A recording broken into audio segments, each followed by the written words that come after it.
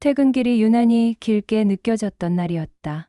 창문 밖으로 회색빛 석양이 번지고 골목 끝에서 올해 61세가 된 남편 박성호의 어깨가 천천히 다가왔다. 늘 구부정하지만 그날따라 그 어깨는 낯설 만큼 가벼워 보였다. 나는 커튼 틈으로 그를 바라보다가 문이 열리는 소리에 돌아섰다. 오늘 회사에서 박수 받았어. 마지막이라고. 근데 웃음이 안 나더라. 그는 쑥스러운 웃음을 지으며 꽃다발 하나와 퇴직금 명세서를 내밀었다. 그 위엔 1억 8천만 원이라는 숫자가 적혀 있었다. 이제 진짜 끝났네. 그의 목소리는 담담했지만 그 단어 속엔 묘한 허전함이 섞여 있었다. 나는 일부러 환하게 웃었다. 이제야 쉬겠네요. 매번 야근하더니. 하지만 그날 이후 우리 집의 공기는 조금씩 달라졌다. 나는 여전히 아침마다 회사에 나갔고 성우는 거실에 남았다. 처음 며칠은 늘어지게 TV를 보며 이제 좀 살겠다고 말했지만 일주일이 지나자 그는 리모컨을 쥔 손을 멈춘 채 창밖만 바라보는 시간이 길어졌다. 이 돈으로 뭐 해야 할까? 그가 어느 밤 갑자기 물었다. 그냥 은행에 넣으면 되지 뭐. 나는 무심하게 대답했지만 속으로는 불안했다.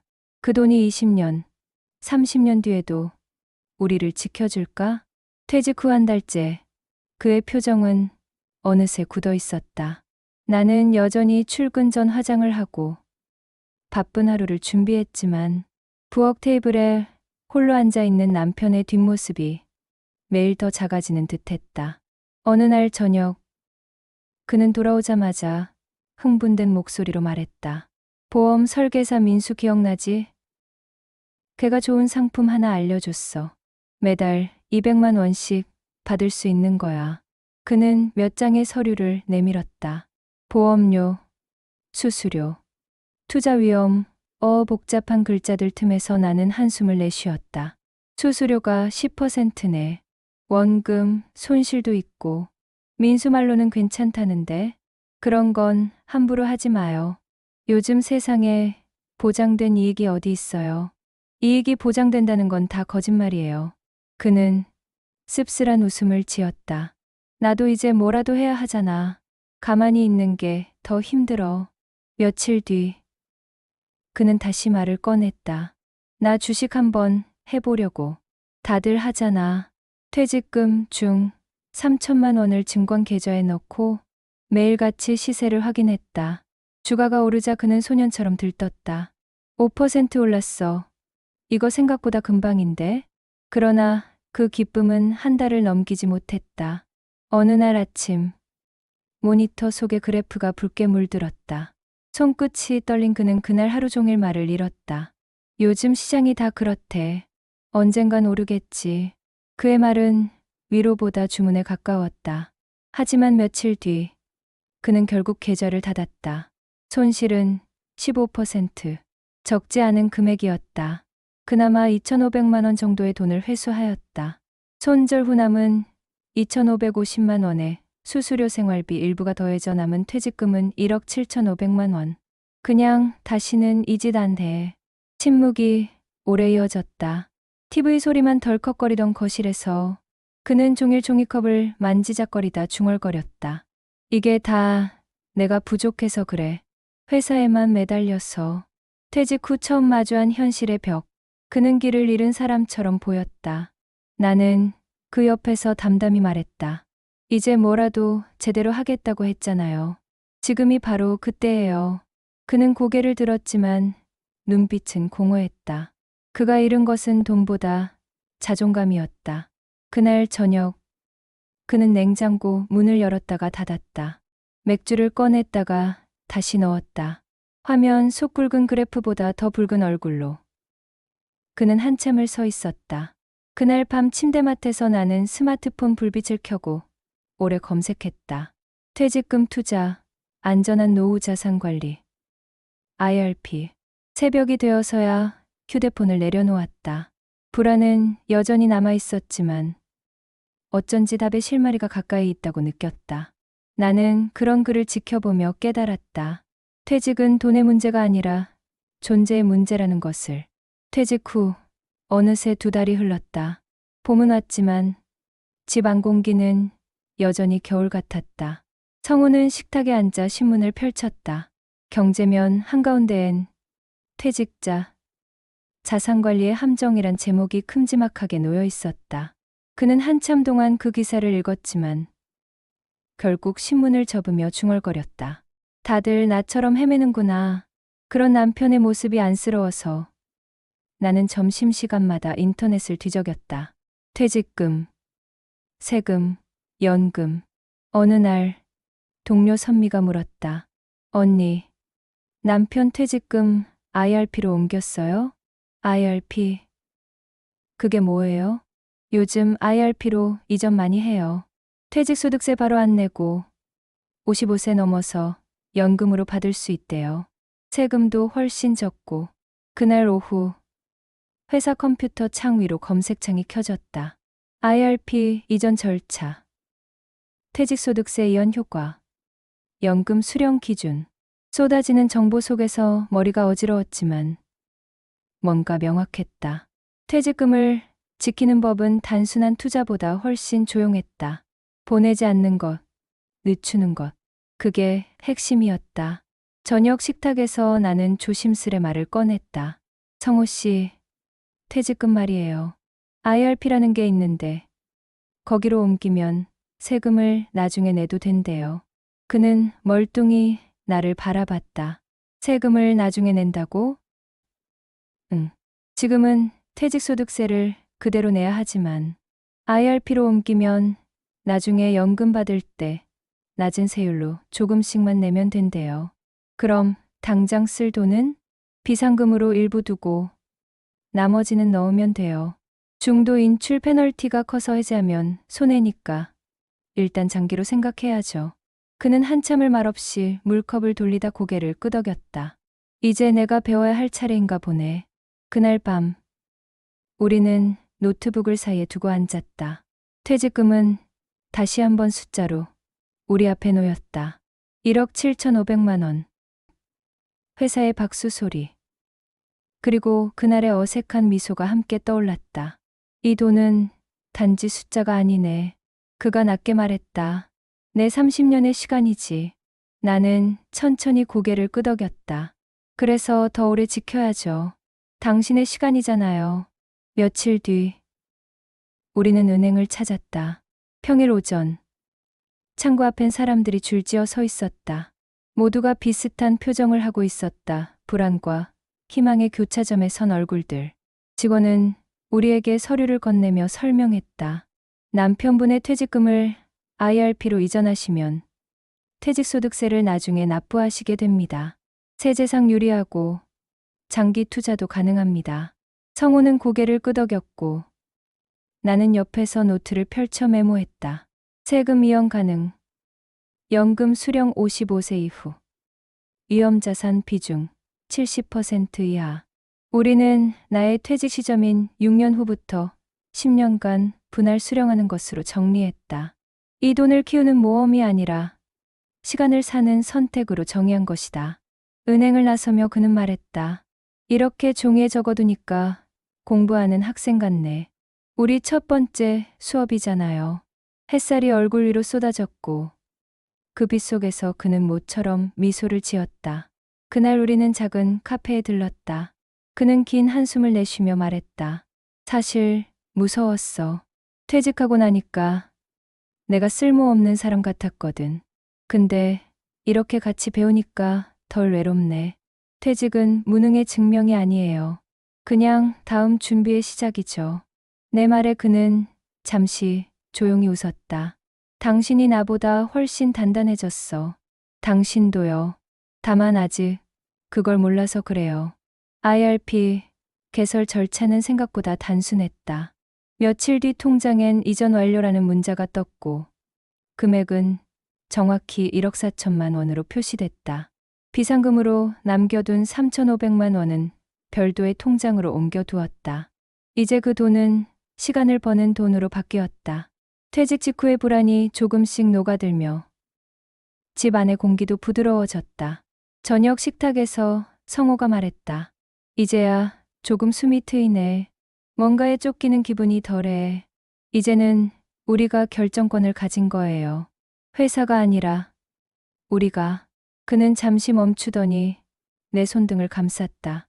고마워. 당신 덕분에 길을 찾았어. 당신이 직접 걸었잖아요. 나는 그저 옆에 있었을 뿐이죠. 퇴직금은 이제 단순한 통장이 아니었다. 그것은 두 사람이 함께 다시 써 내려가기 시작한 새로운 교과서였다. 성우는 매일 아침 뉴스 대신 금융, 교육 영상을 보기 시작했다. IRP 상품 비교, 연금 수령 시 절세 구조, ETF 분산 투자. 그의 노트 한쪽엔 깨알 같은 글씨가 빼곡했다. 이게 공부가 되네. 학교 다닐 땐 그렇게 졸리더니 이건 재밌네. 그의 말에 나는 웃었다. 이건 진짜 우리 인생이 달린 공부잖아요. 주말이면 우리는 산책을 나가며 이런저런 이야기를 했다. 그는 신비롭게도 예전보다 표정이 밝아졌다. 퇴직이 그를 멈춰 세운 게 아니라 다른 속도로 살게 한 것이었다. 이제 뭘 잘하려고 안 해도 돼. 대신 꾸준히 배우면 되지. 그의 말 속엔 자신감이 있었다. 나는 조용히 맞장구 쳤다. 배우면 늙지 않아요. 배우는 동안은 계속 살아있는 거죠. 몇 주 후, 우리는 은행에서 다시 안내 전화를 받았다. 담당 직원이 말했다. 향후 6년 사모님의 퇴직 시점에 연금으로 수령하실 계획이시죠? 네. 그렇게 정리해 주세요. 퇴직금의 80%를 IRP로 이전하셨으니까 10년간 분할 수령하시면 세금 부담이 가장 적습니다. 통화가 끝나자 성호가 미소 지었다. 이제 확실히 느껴져. 나도 새로운 직장에 들어온 기분이야. 이번엔 우리 인생이 회사예요. 사장은 당신이고. 그는 웃음을 터뜨렸다. 그럼 부사장은 당신? 재무 담당 정도면 어떨까요? 우리는 함께 웃었고 그 웃음 속에 이 봄의 공기가 스며들었다. 퇴직이라는 문은 닫혔지만 새로운 창이 열리고 있었다. IRP 계좌의 잔액은 여전히 숫자뿐이었지만 그 안에는 두 사람의 시간과 다짐이 담겨 있었다. 퇴직금의 목적은 더 이상 돈을 지키는 것이 아니라 지금부터의 삶을 설계하는 도구로 변했다. 그날 밤 성우는 와인을 한 잔 따르며 조용히 말했다. 이제부터 우리 아껴서만 살지 말자. 의미 있게 살자. 나는 잔을 들어 그와 부딪혔다. 좋아요. 돈이 아니라 시간을 불리는 인생. 시작이네요. 창가엔 봄비가 내리고 있었다. 가늘고 조용한 빗소리 사이로 TV 송 뉴스 앵커의 목소리가 희미하게 울렸다. 하지만 이제 그 소리는 두렵지 않았다. 우리의 두 번째 준비가 꽤 괜찮은 길 위에 서 있다는 걸 알고 있었으니까. IRP 계좌를 열고 몇 달이 지났을 무렵 어느덧 여름이 다가왔다. 현관 앞에 놓인 신문더미처럼 성우의 나날은 쌓이기만 했다. 아침이면 텅 빈 붕어빵 가게 옆 벤치에 앉아 폐지를 줍는 노인을 바라보곤 했다. 저분도 예전에 직장 다녔겠지? 그의 눈동자엔 묘한 공감이 떠올랐다. 나무 의자에 남겨진 그의 자리가 점점 작아졌다. 인터넷에서 구인 공고를 봤어. 경비직, 주차 관리, 식자재 납품원까지 뭐라도 해야겠어. 퇴직 후 한때 환하게 빛나던 그의 얼굴은 다시 어두워졌다. 나는 그가 말을 마칠 때까지 기다렸다. 좋아요. 다만 너무 무리하지 마요. 그는 한숨을 짧게 내쉬며 웃었다. 벌써 무리일지도 몰라. 며칠 후 면접을 보러 나간 남편이 돌아왔다. 구겨진 셔츠, 주름만 더 깊어진 얼굴. 뭐래요? 연령 초과래. 그는 큰 소리를 내지 않았지만 그 한마디가 두 사람 사이의 벽처럼 놓였다. 그냥 다른 데 알아봐요. 기회는 많아요. 그러자 그가 갑자기 고개를 들었다. 많긴 뭐가 많아. 나 같은 은퇴자한테 기회가 어디 있다고? 그의 말투는 분노보다 더 싸늘했다. 문득 한때 회사에서 회의를 이끌던 그의 모습이 겹쳤다. 그 권위와 자신감이 이렇게 깨어졌다니. 나는 무슨 말을 해야 할지 알 수 없었다. 그날 밤, 그는 불 꺼진 거실에서 혼잣말처럼 말했다. 나보다 어릴 때 배달하는 사람들 보니까 내가 무슨 낙으로 살아야 할지 모르겠더라. 그 목소리는 낮게 가라앉아 있었고 그 안엔 지독한 공허가 섞여 있었다. 나는 문틈으로 그를 바라봤다. 소파에 묻힌 그의 어깨가 달빛 날에 흐릿하게 떨리고 있었다. 이 사람은 아직도 일하고 싶은 거구나. 돈이 아니라 존재로서. 그 다음 날부터 그는 다시 일거리를 찾기 시작했다. 하지만 전화 한 통 한 통이 그를 다치게 했다. 아유, 죄송해요. 저희는 55세야만 조금만 더 젊으셨으면. 시간이 지날수록 그는 예민해졌다. 가스요금이 조금 올랐다는 내 한마디에도 내가 그걸 몰라서 이러겠어? 하고 날카롭게 내뱉었다. 그의 말에 잠시 숨이 막혔다. 화난 것도 서운한 것도 아니었다. 그저 나도 모르게 이 사람을 더 외롭게 했나 싶은 마음이 들었다. 며칠 뒤 평일 오후 나는 회사에서 돌아와 무심코 TV를 켰다. 재취업에 성공한 56세 주부의 이야기였다.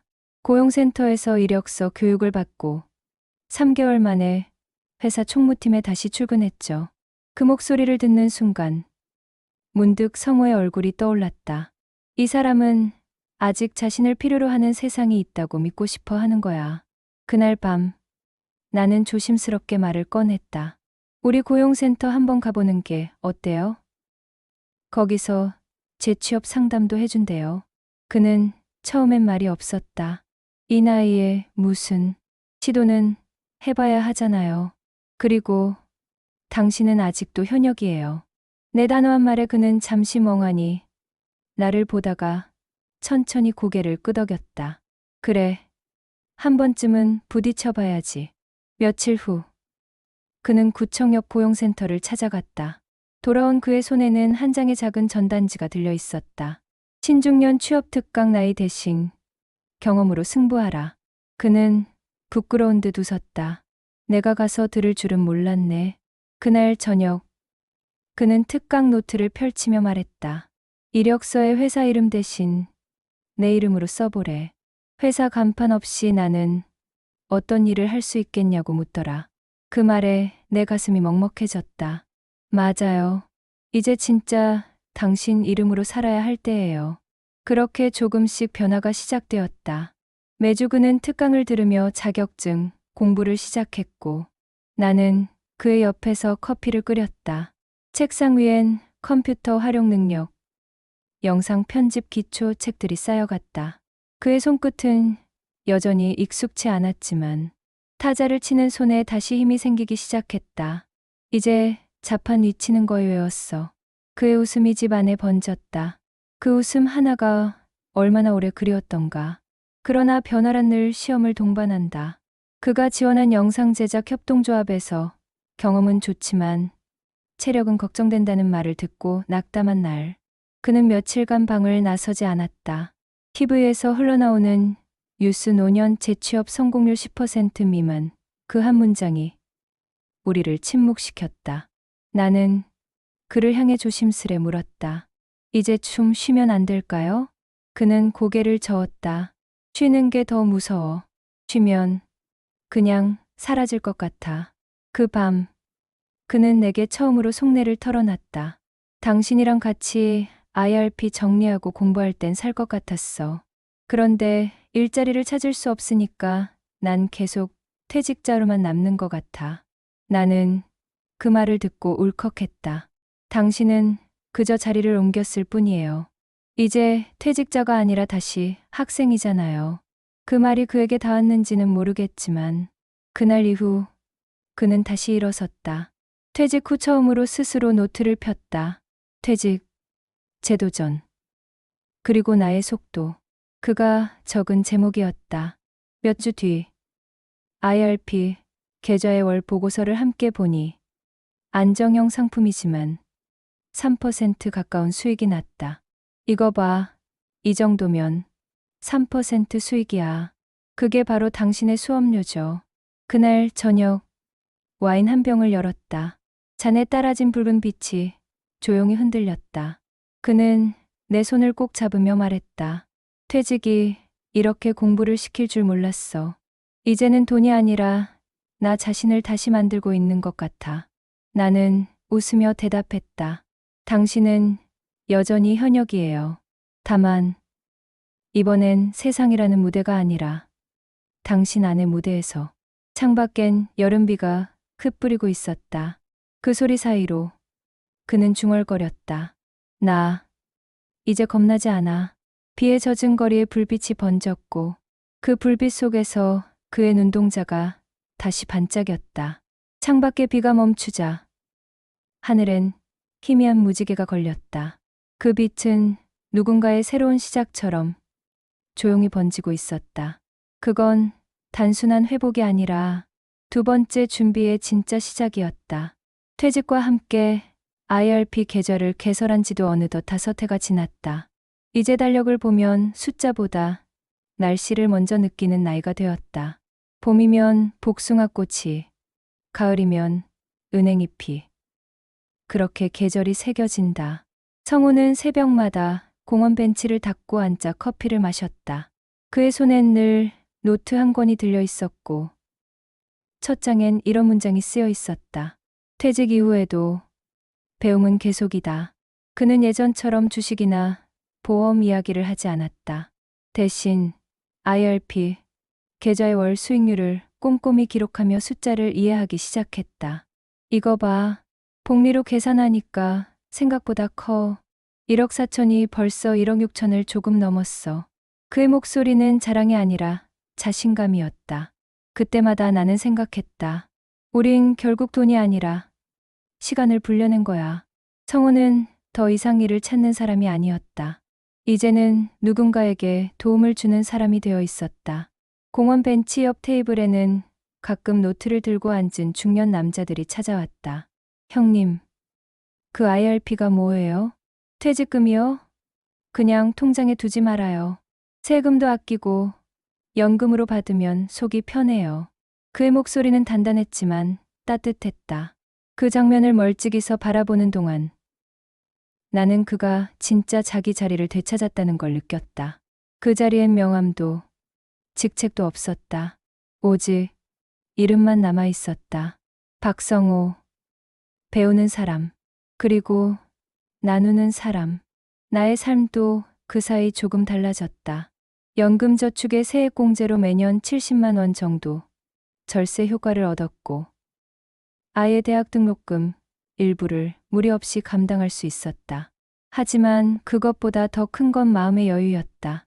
퇴직금과 연금, 수익률의 숫자들이 우리 부부 사이의 대화 주제가 된 뒤로 돈은 두려움이 아니라 함께 다루는 것이 되었다.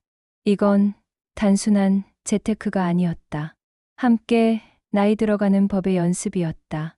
어느 날 성우는 공원에서 만난 친구들과 조그만 모임을 꾸렸다. 두 번째 회계반. 퇴직자들끼리 모여 자신의 연금, 구조, 투자 포트폴리오를 나누고 서로 조언했다. 돈 얘기를 이렇게 편하게 하는 날이 올 줄 몰랐어. 그가 내게 웃으며 말했다. 그 웃음엔 5해 전의 불안한 그림자가 조금도 남아있지 않았다. 그해 겨울, 집 근처 복지관에서 시니어 금융 멘토링 봉사 제안이 들어왔다. 그는 잠시 망설였지만 결국 참여하기로 했다.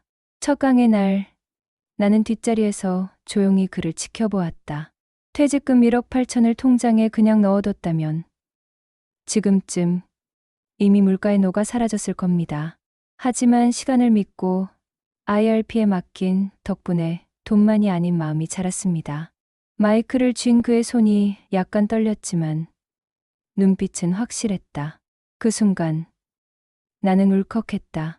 이게 바로 우리가 견뎌낸 5해의 결실이구나. 이후로 우리의 삶은 단조롭지만 단단해졌다. 매달 자동이체되는 IRP 납입 내역이 문자로 오면 우리는 그걸 월급날의 알림처럼 반겼다. 식탁 위에는 늘 조그만 화분이 있었고 그 옆엔 두 잔의 머그컵. 퇴직 직후엔 벽처럼 느껴졌던 공백이 이제는 여백으로 변했다. 어느 저녁 와인잔을 반쯤 비운 그는 말했다. 퇴직할 때 난 세상에서 밀려난 줄 알았어. 그런데 지금은 세상과 나 사이에 다시 다리가 놓였어. 나는 조용히 고개를 끄덕였다. 그 다리, 우리 둘이 같이 놓은 거예요. 그는 웃었다. 그래. 당신이 없었으면 나 아직도 그 계좌 앞에서 덜덜 떨고 있었을 거야. 이제 우리 둘 다 재테크 강사 다 됐네. 우리는 동시에 웃었다. 그 소리가 식탁 위 따뜻한 조명 속에 오래 머물렀다. 밤이 깊어갈수록 집은 고요했지만 그 고요함이 예전처럼 외롭지 않았다. 신문 기사에서 봤던 퇴직 후 불안의 세 단계 중 마지막 단계, 새로운 역할을 찾는 시기, 그 길 위에 우리가 서 있었다. 외로움 대신 루틴이, 허전함 대신 작지만 뚜렷한 목적이 자리를 잡았다. 그는 이제 매주 글을 쓴다. 제목은 언제나 비슷했다. 오늘도 배운 하루. 가끔 그는 말한다. 퇴직이 끝이 아니었어. 난 지금 인생의 후반전을 살고 있어. 전반전보다 훨씬 느리지만 더 정확하게. 그 말이 참 좋았다. 퇴직금을 계산하던 숫자는 어느새 나이 대신 쌓이는 시간에 기록이 되어 있었다. 우리의 계좌 잔액도 마음의 잔고도 조금씩 채워졌다. 이따금 창문 밖을 바라보면 퇴근하는 젊은 사람들이 보였다. 우린 그들을 보며 웃었다.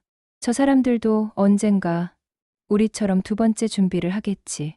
그럼 그때 우리가 알려주면 되죠. 그는 고개를 끄덕이며 말했다. 그래. 이젠 내가 누군가에게 첫 번째 조언이 될 차례야. 휴대폰 알림음이 울렸다. IRP 자동이체 완료. 성우가 화면을 바라보다가 미소 지었다. 이제 이 소리 정말 좋다. 나는 그의 손을 잡았다. 이건 돈이 아니라 우리가 살아있다는 소리예요. 창밖에 등불이 하나, 둘 켜지고 그 불빛들은 마치 5해 전에 불안했던 밤을 위로하듯 부드럽게 흔들렸다. 그의 눈가에 고요한 평온이 번졌다. 그때는 퇴직금이 불안이었는데 이젠 평온의 씨앗이네. 나는 미소로 대답했다. 돈은 그대로였지만 우리가 커진 거예요. 그날 밤 그는 다시 노트 첫 장을 폈다. 퇴직 이후 배움은 계속이다. 그 밑에 한 줄이 더 적혔다. 그리고 사랑도 평온도 계속된다. 영상을 끝까지 시청해 주셔서 진심으로 감사합니다. 이 채널은 이제 막 시작하는 단계입니다.